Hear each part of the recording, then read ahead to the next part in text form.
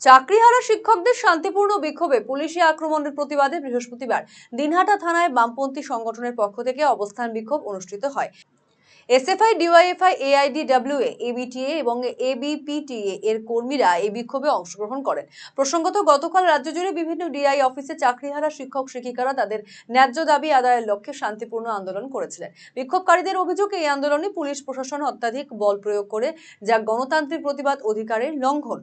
সেই কারণে আজকের অবস্থান বিক্ষোভ সেই ঘটনার তীব্র নিন্দা এবং ন্যায় বিচারের দাবিতে সংগঠিত হয় বলে জানান বামপন্থী সংগঠনের নেতৃত্বরা। আপনারা গতকাল দেখেছেন চাকরিহারা শিক্ষকরা জেলায় জেলায় ডিআই অফিসে গিয়েছিলেন তাদের নিজস্ব দপ্তরে, কিন্তু কলকাতার উপকণ্ঠে কসবাতে যেভাবে শিক্ষকদের উপর নির্মম এবং নিষ্ঠুর অত্যাচার নামিয়ে আনলো প্রশাসন, বিনা প্ররোচনায় শিক্ষকদের উপর আক্রমণ করা হলো। যে শিক্ষকদের শিক্ষায় শিক্ষিত হয়ে পুলিশ আধিকারিক তৈরি হয়েছেন, কার্যত তাদের উপরে অবর্ণনীয় আক্রমণ নামিয়ে আনা হলো এবং প্রশাসনের একটা অংশের থেকে বলা হলো মৃদু লাঠিচার্জ করা হয়েছে।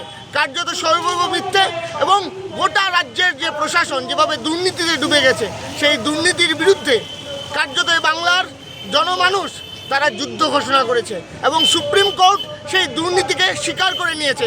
আপনারা দেখবেন সুপ্রিম কোর্টের প্রতিটা লাইনে উল্লেখ আছে পশ্চিমবাংলার মাটিতে শিক্ষক নিয়োগকে কেন্দ্র করে প্রাতিষ্ঠানিক দুর্নীতি হয়েছে, অর্থাৎ মমতা ব্যানার্জির থেকে শুরু করে সমস্ত শক্তি এই দুর্নীতির সাথে যুক্ত। 26,000 শিক্ষককে চাকরি হারা হয়েছে।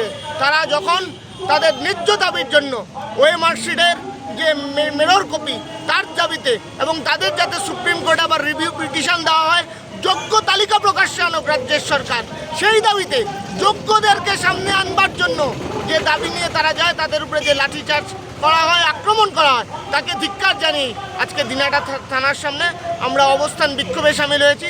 ছাত্র, যুব, মহিলা এবং শিক্ষক সংগঠন সমূহ তারা আজকের এই আন্দোলনে সামিল হয়েছে।